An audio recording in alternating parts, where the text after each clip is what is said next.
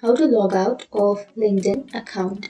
So if you want to log out of your LinkedIn account, then first you need to open up a browser, any browser that you're comfortable with. And I'm here with Chrome browser, and you can simply go for the search bar and search for LinkedIn. And once you've searched, here you can go for the first search, which is linkedin.com, or you can go for www.linkedin.com, and make sure to log into your account.